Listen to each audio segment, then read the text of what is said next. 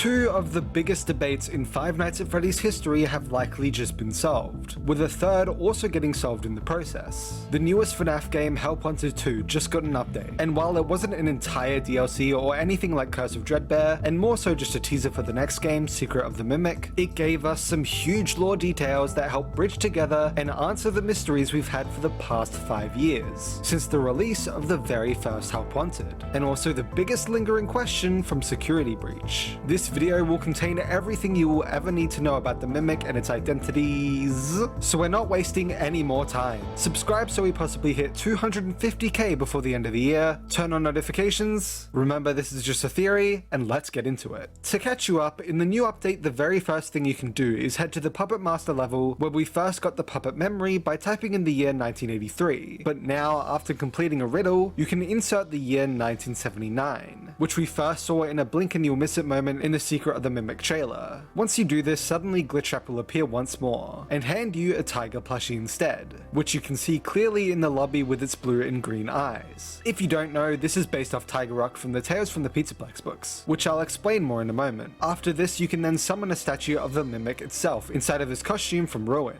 Now you can hit the Mimic with literally anything and suddenly the pizza place's entrance doors will open, which leads you to the music box from Secret of the Mimic, and begins the main hunt for this update, finding puzzle pieces in these various levels that I'll show on screen right now in order to get these two images, one with a mask on and one with the mask off. Once you complete the puzzle, it basically comes to life, and we see the location of the next FNAF game, which alongside what the PAX demo of the game contained, seems to be a toy factory of sorts, it being a toy store at the front but in the back being the factory, just like the puzzle image. Then you take the mask off to see the van also come to life and open up to reveal the Mexus machine from Ruin, which upon inserting the code at the front of the factory, seemingly activates the machine briefly and causes the Mexus entity to spawn, before the van suddenly shuts and drives away from the factory. Now, you may be sitting there wondering, what on earth does any of this mean? How do you think 2 to 3 of the biggest debates in FNAF history got solved? Well, believe it or not, but this one tiger plush solves it all.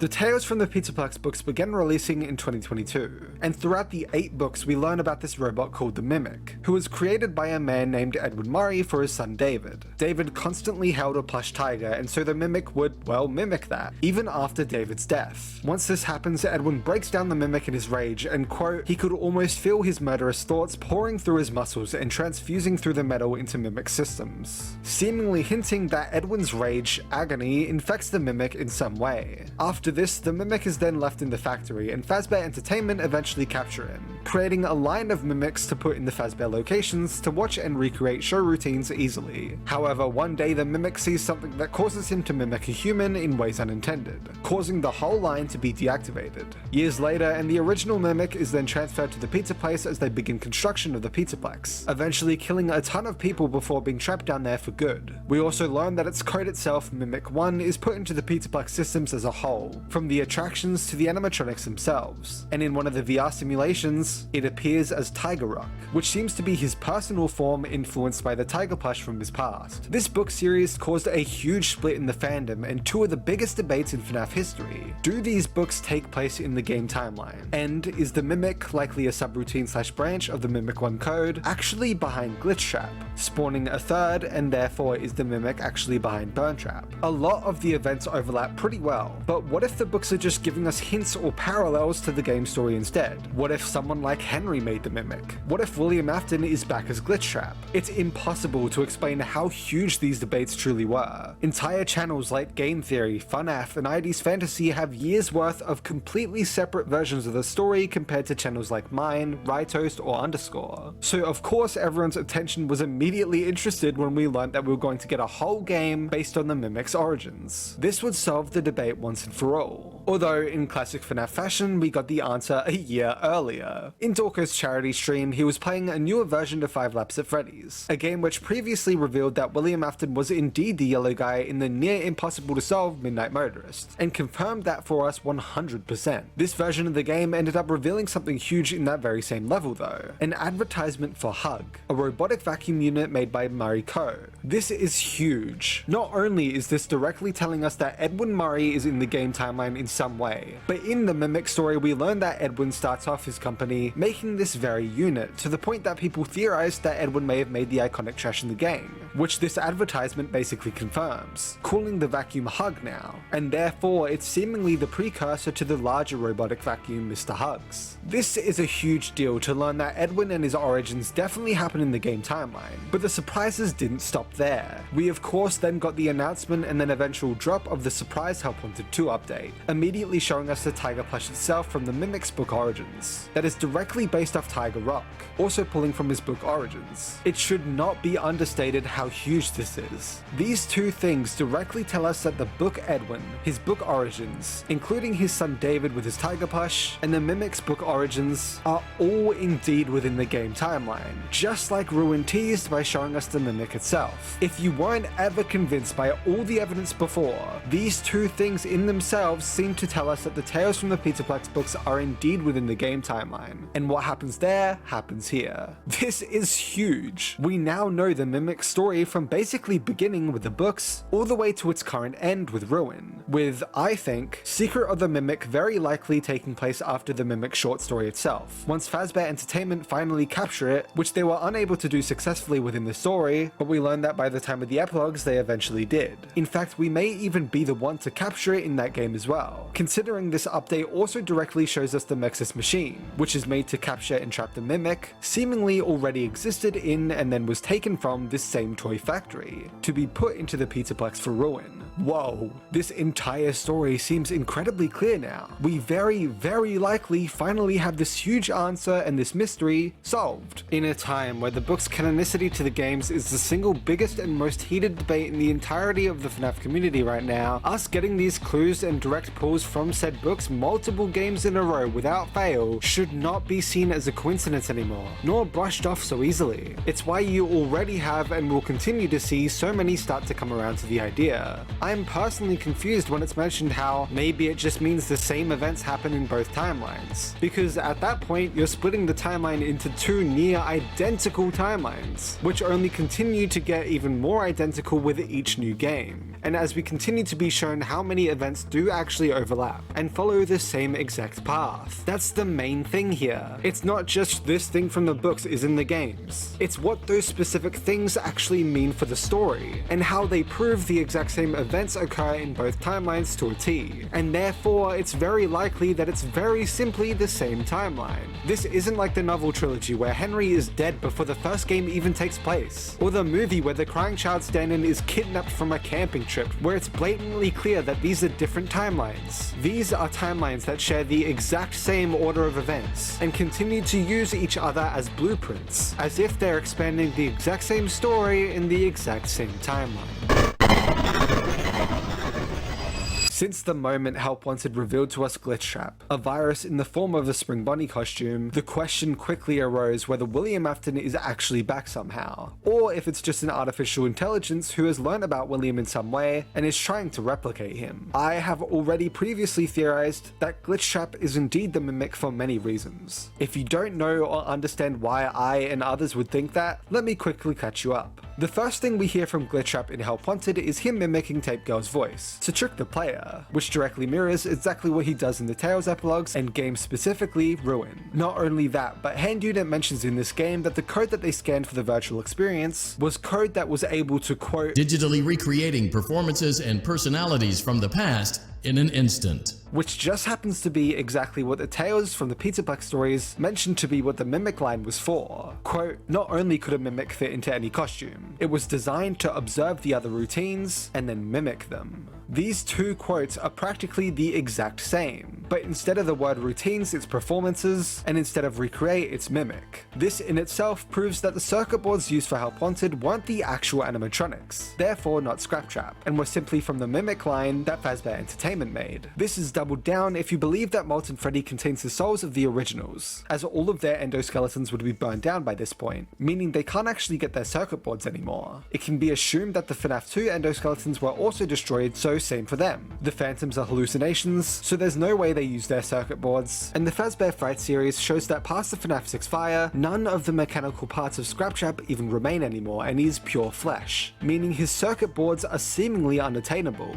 Not only all of this, but Ruin then shows us us that the Mimic is infecting a Vanny mask, already hinting that he's infecting Vanessa's Vanny mask and using it to help Cassie to free him. But then in Help Wanted 2, we learn that instead, Glitchtrap is actually the one infecting the Vanny mask, and continues to in Ruin somehow, despite being defeated in this game. This directly shows us that they're likely the same in some way, as even though Glitchtrap was defeated, somehow the mask remains infected and now only the Mimic remains, which keep in mind for later. And something not many people seem to mention, or possibly just haven't noticed, is that the Glitchtrap costume wasn't actually made by the virus itself, and was instead stolen by the virus from the in-universe pizza party level, where he does appear, which is directly stated by HandUnit himself to be the end of the in-universe virtual experience, and the canon ending of the in-universe game. No one really noticed this, but this directly tells us the story of the game itself. This virus is literally stealing William's identity from this game and pretending to be him.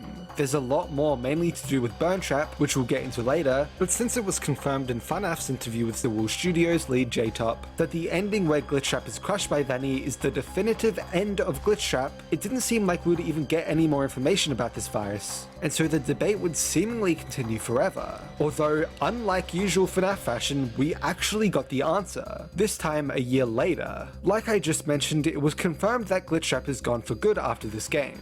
Yet he's somehow still infecting the mask by the time of Ruin, despite us knowing that's the Mimic, showing that Glitchtrap wasn't actually an independent code, and is instead a branch or form of the Mimic's code. This new update then doubled down on this and seemingly confirmed the theory for good, with us receiving the Tiger Rock plush that's personal to the Mimic, and the Mimic himself showing up in his own costume. Now that the Glitchtrap branch is cut off and gone for good, the Mimic has basically reverted back to his default settings, and it's just the plain Mimic with no more Afton influence. No more plushies of Afton's past. Now it's a plushie based on his own past. No more Glitchtrap costume. Now he's just himself. It's the exact same thing as the mask. Once Glitchtrap is removed, the Mimic is all that remains in its place. Not only this, but the game mode where we collect said Tiger Rock plush is actually called Puppet Master, a hint that the true Puppet Master behind everything in this game was actually the Mimic all along. I find it quite funny in the way that they delivered us this answer too, as they quite literally handed us the answer, with Glitchtrap being the one to hand us the Tiger Rock plush, which in itself shows that they're directly connected to one another. Mystic Hippo says all of this best and more directly than anything else, with a quote about the Mimic. A hidden performer is ready to take a bow. The Mimic was the hidden performer this whole time, pretending to be Afton, and with this game being the end of Glitchtrap, he's officially taken his final bow with that role. So now we likely have our big answer behind Glitchtrap's identity, being that he was just a performance from the Mimic this entire time. Let's take a moment to reflect on what was going on with Security Breach's most mysterious character, Burntrap. Burntrap is interesting to say the least. He was hyped up as this big reveal of Security Breach and this huge plot twist, yet the very next DLC showed us that the ending wasn't canon, and instead it was the Princess Quest ending, which to be fair the game did show us that it was the only 3-star ending. And then later Scott directly stated himself that Burntrap wasn't even meant to move originally, furthering that this ending isn't canon. So what was he meant to be? Well, a detail that you may not know is that within the Ruin DLC, in Burntrap's lair there's a vent that leads directly to the main office area that we were in Security Breach. However, down this vent there is actually an interesting detail, a single scratch mark. This seems to be Burntrap's right hand. Not only do all the other Glamrocks have 4 fingers and not 5, but the shapes match pretty well. The 2 blunt fingers, thumb and middle finger, matching Burntrap's 2 human-esque bone fingers. Also the thumb and middle finger, which itself can be backed up by the fact that in Ruin this vent was the only spot in the room that is still purple, seemingly reaffirming that Burntrap has travelled through here. In the files you can also see that this mark was specifically made for this sinkhole area, and that's true as it never appears in any other vent in the entire game.